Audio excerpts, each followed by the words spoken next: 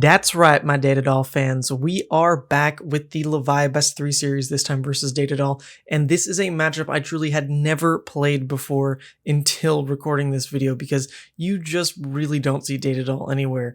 She is an incredibly cool hero, but she's got such a downside in that her intellect is at base 3. This poses just such a problem in the Blitz format because it means you're just going to have that much harder of a time being able to block, still have enough cards for your turn, and basically ever set up an arsenal. So she does suffer quite a bit from that handicap, but she has the ability to all of a sudden turn these 3-card hands into 4 cards, 5 cards, 6 cards. If she's hitting the boost on her items, they all just come in for free, and it can get pretty overwhelming. But the issue with getting in these items is that they're not inherent damage. They're not really going to get you any closer to winning the game by reducing your opponent's life total to 0. They're just going to give you value in that there's like some protection that they'll give you in the absorption dome anticipation shield. There's consistency that it can give you in optical monocle. There is a little bit of damage push it can try to give with convection amplifier and the induction chamber, but overall Data Doll is really not going to hit that point where she's aggressively overpowering you. A lot of things are going to be going on. She's going to have a lot of these items on the board, but at the end of the day, she's just not slamming you for that much damage where you won't be able to return for a significant amount over the fact that she will only have a 3-card hand. So you don't have to be too scared of her. It's very interesting. It can get kind of confusing to play against, but just remember at the end of the day, she's only going to be working with about 9 block in her hand. And that can actually get worse than that considering a lot of actually all the items block for 0. So when you find your power cards in Levia, obviously we know them about at this point, Indred Screamers, the Endless Maws, your Blood Rush, of course.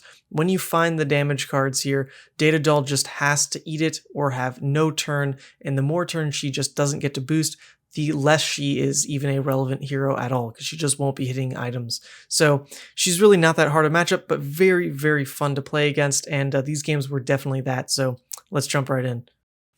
And it's looking to be a battle of the crippled hands. We've got Tom on the left with his broken thumb, and myself on the right with the nerve damage on my left hand there. So we are just going to have fun with this one. These matchups are starting to get less and less relevant here, but for all our Data Doll fans, had to get you the matchup here. It is very interesting, and I think we've already seen in Everfest at this point that there will be some new mechanologist items coming out, so perhaps Data Doll will have her second win coming with this set.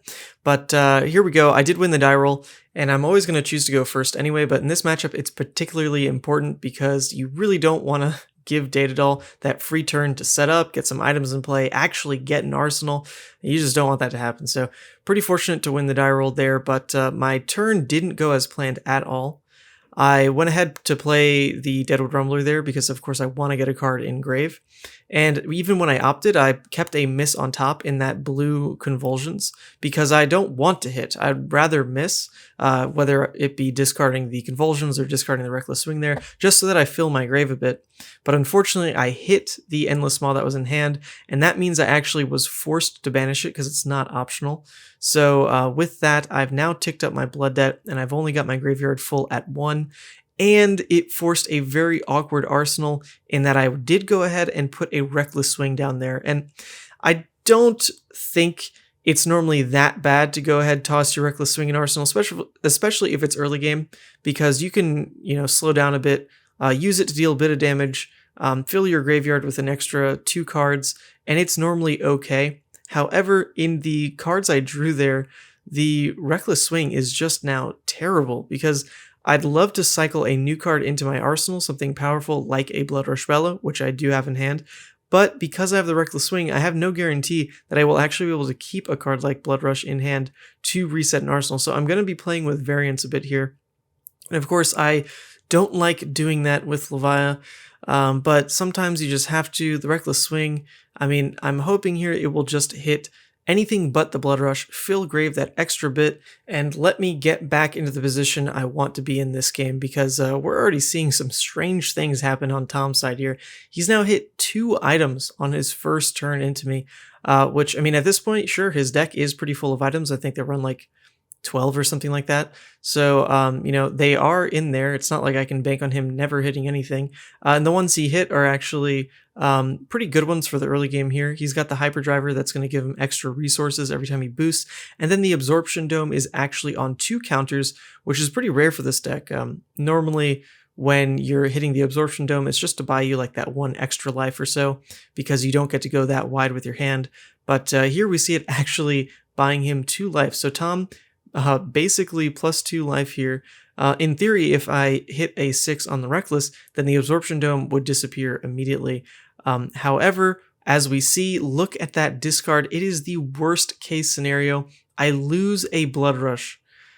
Oh my goodness. So that has really now foiled how I wanted to use my hand to set up, because my hand is just not fantastic otherwise. I still have a arsenal target in the Red Dread Screamer, but I don't have a good 2-card play back into Tom. So this means I'm likely just going to try to block down again if he shoots or throws another attack my way.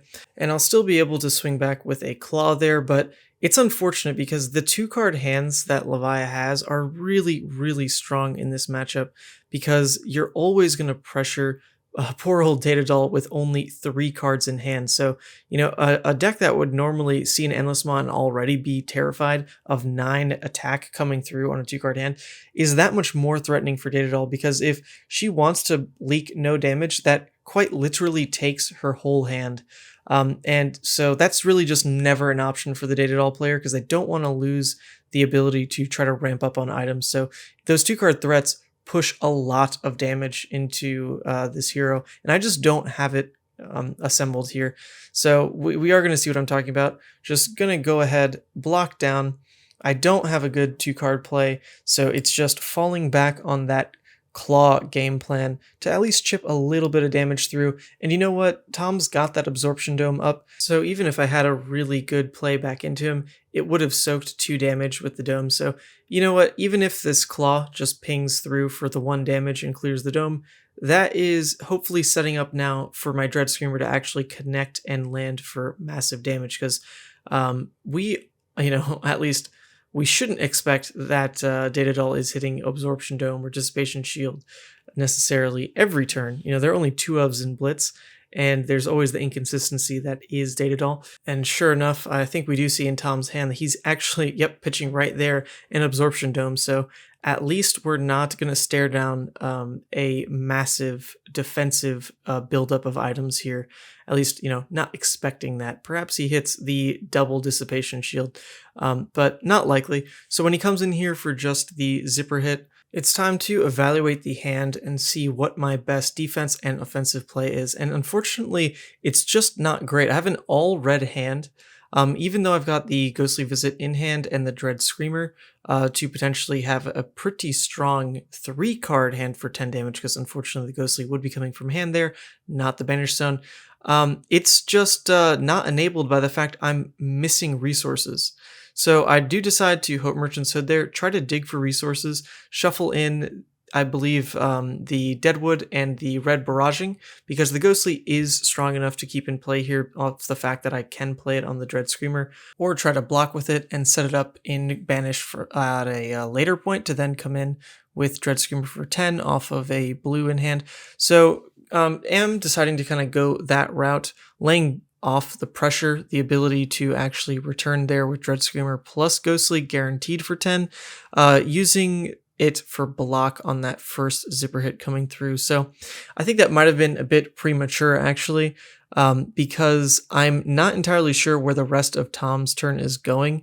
It's very hard to say with Data Doll, because you never know if like those last cards in hand are going to be attacks or just items that she dumps onto the field. So in this case, it was an attack to end the turn here in the Throttle, and I do get it covered up pretty perfectly with the Fate Foreseen, but now we're seeing the Punish in that I went ahead and blocked with Ghostly instead of keeping in hand, because now I have not enabled this play for myself where I could have swung with Dread Screamer plus Ghostly for 10 guaranteed, and then just use the Sigil to cover up the damage that would have been lost with Throttle and still protect Husk. So I do think that was incorrect there to go ahead commit the Ghostly so early on the block, because now I've locked my ability to play aggressively back into Data Doll, which is something you really want to do. And remember, this is a game where I know I'm going to be down a Blood Rush, so playing aggressive on my smaller hands is really, really important, because I don't have the luxury of just playing really slowly into Blood Rush. I have to use my hands for the maximum amount of damage that I can. And that's really what's going to punish Data Doll in a position like this, because she's already ramping up so many items that it's pressure that is going to just take her tempo away, basically, because her tempo comes in the form of all the boosts she's getting through and the boosts hitting items. But once you threaten cards out of her hand because of the damage you're pushing through, then that no longer is going to equal the items, right? Because she can't just Teklo Core for nothing. She has to have boosted first to be able to then dig further into her deck there. So you really need the damage to pressure a Data Doll, and I'm just not playing for that line. So this is probably just inexperience in the matchup, honestly, because like I said, I hadn't played against Data Doll before this, and Tom has been experimenting with Data Doll, so he was pretty excited to finally put her on the table. And I will say, the position I'm in, I didn't feel great. I had a lot of things go wrong in that early game with the Reckless, with the Deadwood banishing the Endless Maw, of course, with now the incorrect block on the Ghostly. So this is when I'm realizing now, a little bit too late, you know what, I actually do need to put the pressure on, but I've just lost the guaranteed 4 damage because I blocked with the Ghostly. I mean, I am leaving it open here to perhaps I get lucky and just banish the Ghostly, and then of course this is amazing coming in for 10, but this isn't the line you should go for. And as he flips cards here, pretty excited to see the Ghostly, but unfortunately there is no 6 in that pile. So I don't gain the go again off of the Dread Screamer, and I will be taking 2 Blood Debt damage. So, not best case scenario for sure, but at least the Ghostly is there now for when I draw another hand that could potentially chuck in a Ghostly for a free 4 damage, which is always very likely here when you have a blue and then a 2-cost attack. So to note here actually is that Tom has taken Gambler's Gloves against me, and this is really because Data Doll needs every opportunity she can to mitigate the damage coming towards her. So even though you normally see Gambler's Gloves in Blitz list just because you might as well throw it in versus KO to try to save 6 life, he's actually choosing to take it here because in theory a reroll on a 4, 5, 6 back down to like a obviously 1, 2, or 3 is going to save 4 to 6 damage. So that is well worth the Gambler's Gloves here over something like Goliath Gauntlet, because there are only throttles for targets of Goliath Gauntlet anyway for Data Doll, and you can burn through those with just how aggressively you are always going to boost. So it's not necessarily the best handpiece anyway, but it's what you normally see. So Tom pretty happy to take Gambler's Gloves, and we'll see if those come up, because of course now this means the Ghostly sitting there in Banish has the potential to just never actually see play if I don't get above average rolls on my Scabson to begin with, and then when I actually do net 2 action points or that lucky 3, Tom can just force me to reroll with the Gambler's Gloves. And most of the time, if a Blitz list has Gambler's Gloves in the list, it's normally for KO, but you do see some players take it into the Levia matchup, and I don't think that's correct. And this is really because when your opponent takes Gamblers into you, they're hoping that they're rolling you down in your action economy, right? So a 4 or a 5 or a 6, of course, gets rolled down into something. But the risk is always there that if you rolled as a Levia player a 4 or 5, your opponent using Gamblers can actually get you up to a 6. And Levia can really use and abuse that 6, whereas a Rhinar player would have a tougher time actually using the entirety of those 3 action points, just due to the nature of how expensive a lot of their attacks are, and that there's a discard cost attached to a lot of them as well. But when you roll up a die to a 6 in Levia, then there's almost always like an extra Mandible Claw to swing in, or a Ghostly Visit coming at you, or whatever it is. So I think that risk is just not worth your opponent taking Gambler's Gloves into you, because they're just giving you free damage if things don't go their way. And your opponent shouldn't be the one playing into variance. It should unfortunately be the Levia player who plays with variance. And your opponent is just going to sit there hoping that you low roll the variance and lose. You're of course hoping that you have just average variance and have a fair game and then play to your power cards in Blood Rush and just win games. So with that die roll, we're having this whole conversation here, and then we actually saw it come up. I do roll a 5 because I want to toss in that Ghostly on this turn because my turn isn't anything special. I just had a Hungering Slaughter Beast and probably the Ghostly coming in, but Tom making me re-roll on his gamblers there gets a little lucky, making me go back down to just a 2, which is the 1 action point, meaning I will not be able to throw the Ghostly Visit his way. So now changes the line here. My graveyard is full of quite a few misses, so I'm using this opportunity to just now double trim the graveyard with 2 Banish 3 effects. I get to pitch a blue to start with the Convulsions, which is I'm going to banish 3, and its effect is decent, +1 Dominate, but I'm really not too concerned if it hits at all. I'm just using this as a way to get control over my graveyard again, especially because I want the Ghostly Visit to be able to be played when my graveyard is pretty light, so that I'm more likely to keep recycling that piece. So with this 6 cards banished now, I'm back into control of my graveyard. I'll have 2 6s in there. If I ever cast the Ghostly, then there you go. That is 3 cards in there with guaranteed recycle on the Ghostly. So that is a nice line, at least, that came up with the hand I had. It does mean I don't get to Arsenal the Boneyard Marauder. Instead, I'm arsenaling a Hungering Slaughter Beast, which is significantly worse for when you do have a Blood Rush hand. But, as we noted before, I lost a Blood Rush, so I don't necessarily have to play for a Blood Rush turn because there's only the 1 in the deck, and I don't know at what point I'm going to draw it. So by choosing to Arsenal the Hungering Slaughter Beast over the Boneyard, I've now basically said I'm looking to reset that if I can, because it's not the best card to pair with the Blood Rush, but it's at least a decent card off a 2-card hand to return for 6 or perhaps 10 if I hit the Ghostly. Actually, it might be 11. I don't know if it's a yellow or a red Hungering in there. So then when Tom comes in here on this attack, this is actually the only hit effect that really matters in the Mechanologist decks right now. There's the Combustible Courier, where if it hits, it's going to give the next attack that combat chain +3. So it's a little bit tough for Data Doll to use anyway, because they're going to be closing the combat chain a lot because they want to get the Teklo Core effect off, or the Foundry Heart effect off, rather, as we see here. So you never know, though, if that's the line they have to take. So blocking that combustible is just always relevant. Your equipment's there for hit effects, right? And that's the big one in the Data Doll deck. So you can save your Scabskins to block the first combustible and the second combustible. Just hope that they're not both on the same turn, because you'll have a tough go of it, of course, in that case.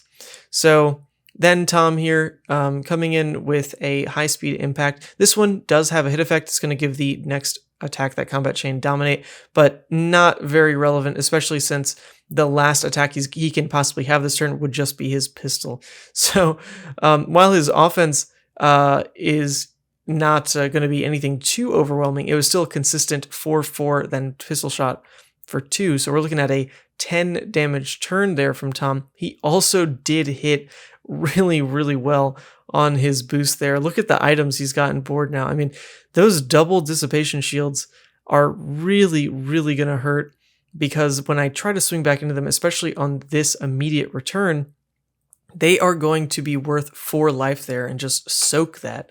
So very unfortunate that this is how things lined up, because my blood debt is just now getting high. It's now up to 5. So I'm forced to attack into Tom anyway. But now he hit the dissipations, so when I'm forced to attack in, I'm going to be losing tons of value, because I no longer get to just sit back, wait for his dissipations to tick down a bit. I instead have to just look at them covering up 4 health and play through it anyway. And with that, the best way to play through it is to go ahead and start with your Scabskins roll, because the Ghostly was guaranteed to be playable from Banish anyway. So there we go. Some great variance rolling a 6. This is fantastic here. If Tom got lucky on that double dissipation, well, here I am getting lucky on my 6th roll. So kind of the great equalizer now, although Data Doll probably needed the luck more than Levia does in this matchup. So the really beautiful thing about hitting a 6, and I swear my luck always goes my way when I find the Doomsday. It's like Levia rewards me for summoning Blasmafet here. She gets excited just like I do, because sure enough, I was guaranteed to hit the 6 Blood Debt anyway from just the way my graveyard was looking. But Tom, of course, is thinking my turn is going to end with just a ghostly swing that I've, cycled it now. I'm getting all this value out of it. But instead, I've got an even better third use of that action point in a Blasmafet swing for 6. This is just really, really, really tough for Tom now, because now he's got to make the choice of, of course, blocking, otherwise he's dead. But he's really going to be hard pressed to ever kill this Blasmafet from this point, because it's already hard to kill Blasmafet when he comes down as part of a larger turn like this, especially in Blitz, just because of how much pressure a large turn into Blasmafet normally puts on the life total and the defending player's hand.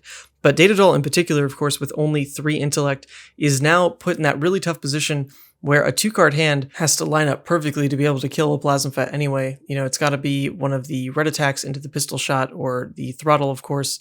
But beyond that, the draws might just not align, and you might just not be able to kill Blasmafet, and then it's just going to sit there and be kind of my quasi own little item, except my item says I get to swing for 6 for free and turn off Blood Debt. And that's significantly better than like a convection amplifier just sitting in play. So I think I like my Blasmafet a little bit more than your items there, Tom. So yeah, just Tom really, really in a tough spot now. That die roll, funny enough, just flipped the entire game. That was why you take Gambler's Gloves, try to deny that 6, but he used it on a 5. And of course, Tom couldn't know that I would roll a 6. I couldn't know that I would roll a 6. But, that's how Levia decided to bless us today and give us the big pivot turn with Blasmafet. But it actually gets even better than that in this next hand that I've drawn. It is a live Blood Rush hand. And the kind of beautiful thing when you have Blasmafet up here and the life is so tight, you can actually play Blood Rush off of a 3-card hand like that and guaranteed still push 16 damage, because even if I draw 2 reds after the initial blue pitch, which I think I actually did in this situation, I still have enough to pay for Claws, Blasmafet for 16. So when life is super tight, and obviously especially versus a Data Doll who only has 3 cards in hand anyway, and the amount of non-blocks in the items, and the fact that equipment was already used for the most part, means that this is always going to be enough damage to end the game here. And sure enough, Blasmafet gonna go ahead, harvest Data Doll's soul. I guess she has one. Maybe Blasmafet went for Tom's soul rather. But yeah, there we go. Levia taking the win in game 1 from kind of this crazy Data Doll start. All these items in play, the double dissipation shield turn, but right back into a Scabskin 6. What a crazy game.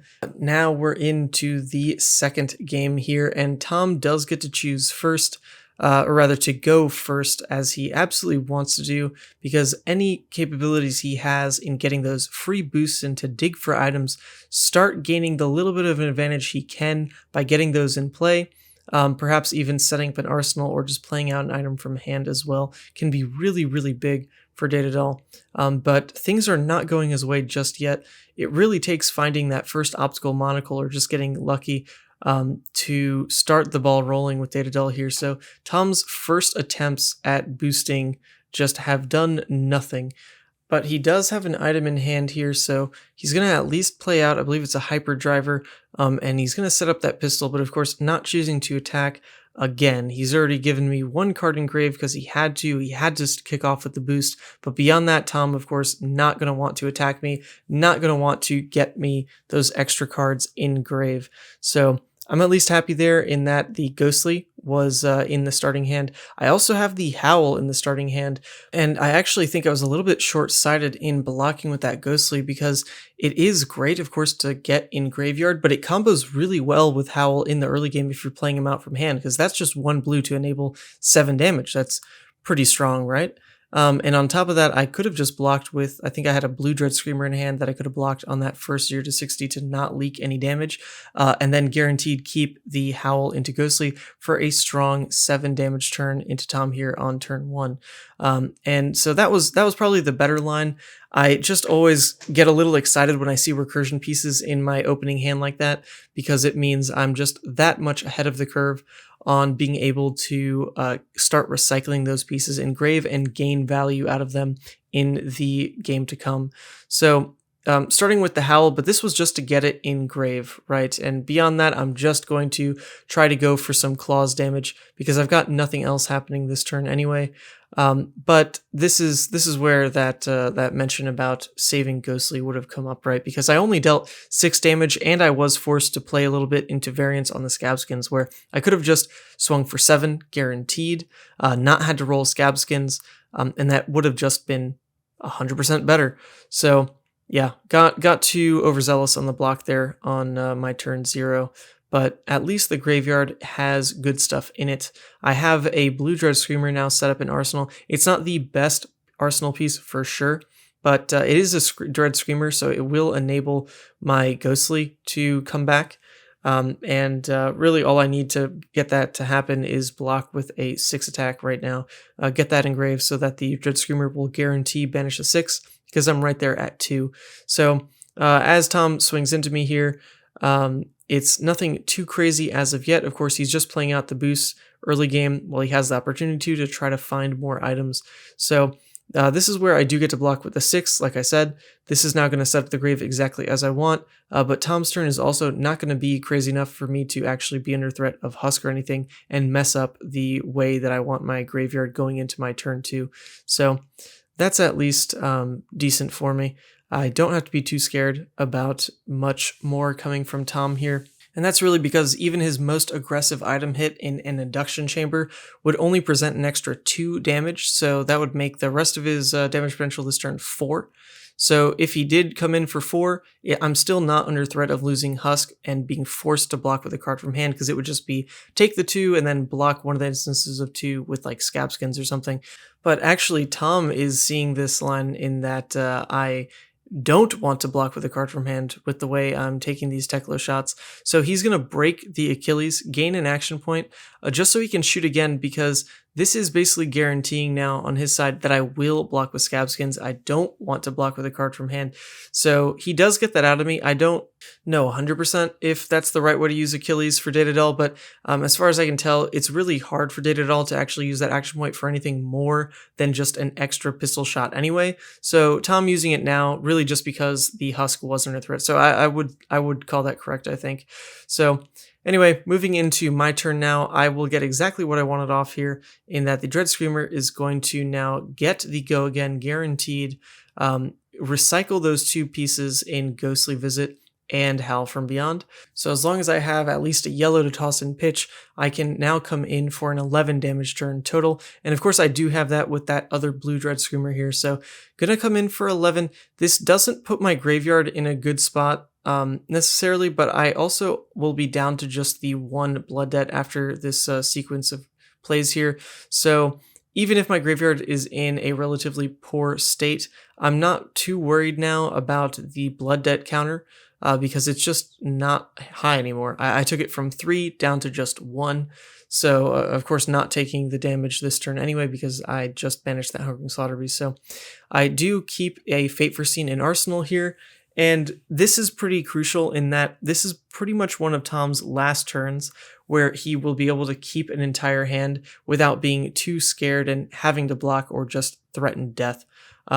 So the Fate Foreseen here is going to help really control Tom's one chance to have a strong pivot turn, because I can use it either in tandem with Husk to just completely nullify the damage he can push, or use it to kind of prolong my use of Husk here. And that would, of course, be fantastic, because if I can hold Husk to block something taller like a 5 or 6 coming from like a yellow or red throttle, that would be amazing, because that's the tallest attacks in Tom's deck. So if the Carrying Husk can block one of those, that would be ideal, of course. I don't want to just toss it on like a 2 attack pistol, 4 attack combustible, whatever it is. That one's still okay. But, the longer we can hold it for that exact attack, the better, because Tom doesn't necessarily have that many options when you're on the Data Doll deck. If you have an attack that has boost, you just have to play it because you need to dig for your items and try to gain advantage that way.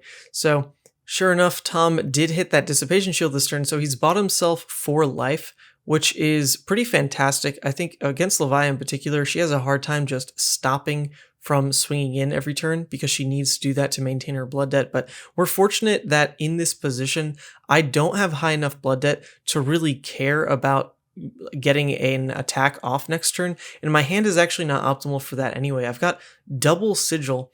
So double sigil here is going to fill my graveyard with so many misses it hurts, because right now I still have the graveyard full of misses. It's going to be, I think, 4 total. We've got the Howl, Ghostly, Blue Dread, and Fate, and I would be adding the double sigil to that. So that's just pain. Not looking forward to trying to hit anything like a Dread Screamer or Endless Maw moving forward with this kind of graveyard, but at least I now have just gained 6 life as soon as I play these sigils, which is just fantastic. You don't see double sigil most of your games. If you see it turn 1, of course, that's incredible. If you see it in this kind of position, I mean, it's interesting. I gained life, I lost a little blood debt as well, and I just get to stare Tom down at his giant board of items and pass him another 3-card hand. So, really not sure if the tempo would have been better or the life, because he does have the dissipation, right? So I kind of am inclined to say the life gain over an attack was just better. So thank you, deck, for drawing me that hand, because I did kind of deal a damage to Tom here by not swinging. The dissipation has now lost 1 charge of block. So in a way, it's like his own version of blood debt. He's now taken a life as I actually took a true life to my own blood debt. So we're back on equal footing. Forget that he's at 9. Forget that I'm at 19. This is an even Stevens game here. Even though Tom is hitting these items like crazy, look at this guy. He has now 5 items on the board. Basically 6, although 1 just popped as he summoned the new convection there. So that was incredible. I don't quite know what is left in his deck. I think it should be at least the Absorption Dome, because we see that in the pitch. I think there's another Absorption Dome and another Induction Chamber still in there. So Tom always has the option to just keep digging, trying to hit those items. But the other thing about boosting this much and burning your deck with Foundry Heart is that you're just losing attacks. And you do need to fit in those attacks as Data Doll, because you don't have this like limitless damage win condition in Plasma Purifiers, Induction Chambers, and Pistols, at least not in this build. So Tom should be a little bit careful moving forward and considering if the boosts are going to just negate his own ability to ever present enough pressure to kill me. Because with that double sigil, with the fact that I still have Husk up, he is looking at taking down a hugely tanky Levia this game. And I still have both my Blood Rush left in deck here. We don't have such a skewed game like in game 1. I haven't just lost a Blood Rush for no reason. I definitely have a very badly set up graveyard, but my blood debt is such that I'm not really under pressure to be turning it off every turn, because it's just sitting there at 1. And the more of these attacks like Hungering Slaughter Beast that I find, the better, because this is just going to trim the graveyard and not really care if I hit a 6 or not. So these attacks are very important in me gaining control again over the ratios in my graveyard, and then making sure that when I play Endless, when I play Dread Screamer, the odds are in my favor, hopefully, to actually get their beneficial triggers. So sure enough, this is what I wanted from a Hungering Slaughter Beast in this kind of scenario. I got 3 misses here. So Blood Debt is not off. I did hit a recursion piece in Howl. So, I will take a little bit more damage than I was expecting, but I do clear misses, and that's what the big upside to this turn was. I now have 3 less misses in my graveyard. I still have quite a bit, but the more we can get rid of those before I find my power cards, the better. And of course, I don't know what sequence I'm going to draw cards in, but I also know that I haven't seen any Blood Rush Bellows yet, and we're on about turn 5 or so, and you'll see your entire deck in 10 hands in Blitz. So I'm about halfway through my deck now, have not seen a Blood Rush Bellows, and I had some extra dig in the Eye of Ophidia and this Sync Blow that I have in hand. So odds are looking good that I actually do find a Blood Rush pretty soon, and I at least have an arsenal that would support that play, with the Hungering Slaughter Beast just chilling there for now. So really just hoping to find that pretty soon. If I can, I'm going to hold off on the Hope Merchant's Hood because I don't want the shuffle to interrupt things too much.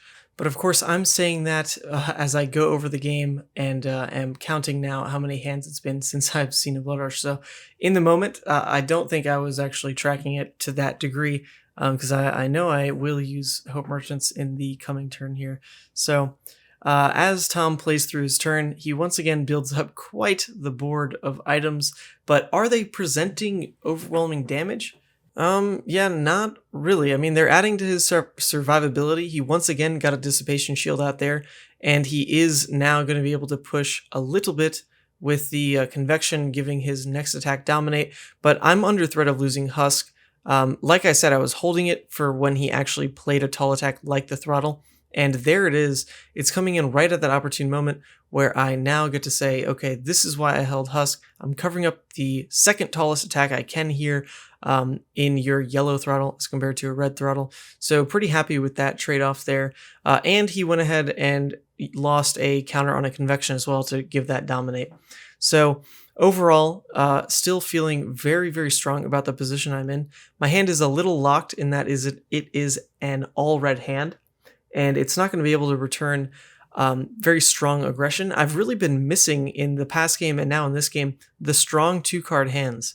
I just have not found those reliably. So even in a situation like this, I think I'm getting a little bit too overzealous by using the Hope Merchants here because, like I mentioned earlier in the commentary, I should have been getting close to those Blood Rush. So by shuffling, I've now messed that up for myself. And I actually just had a decent play anyway in being able to keep 2 reds to pitch for the Hungering in Arsenal and then just set up the Boneyard in Arsenal for the Blood Rush that was inevitably coming my way. So that 100% was the better line. But I think in the moment I just was not tracking how close I should have been to Blood Rushes and just saying, well, you know, they're in the deck, I'll find them at some point anyway, rather than saying I know they're coming within the next 4 hands.